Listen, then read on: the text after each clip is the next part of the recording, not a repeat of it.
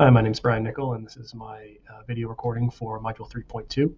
We start by looking at my collage of the building, just kind of touching on all the topics like circulation, the commercial versus residential spaces, what kind of materials are going to be used, and then just some quick snapshots of what the social spaces might look like. Then we get into sort of the project narrative, which is talking about how 118 10th Ave interprets the locale of the building or of the neighborhood. There's sort of three main items looking into it: is the materiality, the spatial relationships, and the program. And those three really affect how the building itself works with the site. We look at the program and just looking at the residential units. We look at the count and the square footage of each bedroom, ranging from one bedroom that's accessible to a three bedroom between the 4th and 13th floor.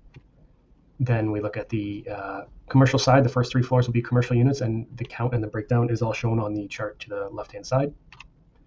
And then we kind of look at the breakdown of the floor themselves and what square footage is used for residential circulation in the terrace of each floor.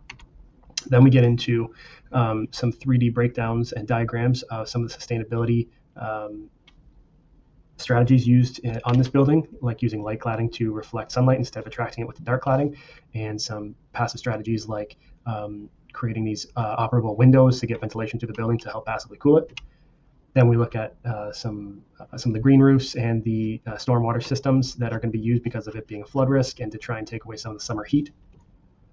We look at some of the basic standards for the building envelope and what kind of insulation needs to be used and what the minimums are, as well as taking a look at the climate consultant chart and adding in what kind of building systems are going to be used and how it affects the comfortability of the interior.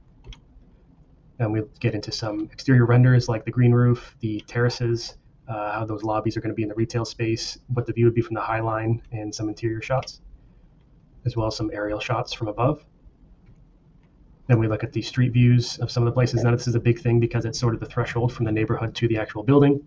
Then we look at some of the interior spaces that tie back to the industrial history of the site. Look at some of the 3D exploded diagrams of the typical wall and roof systems. Getting into the structure, we look at the foundation walls and the columns and how everything is going to be stacked up between steel and concrete. And just a quick breakdown of the schematic diagram of how this gets built from the ground up.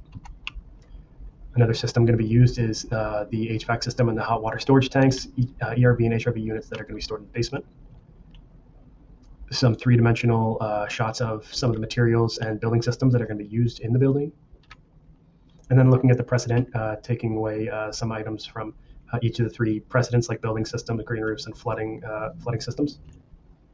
And then we take a look back finally at the earlier sketches and diagrams, and we talk about how the building 118 10th Ave ties back to these diagrams from the beginning.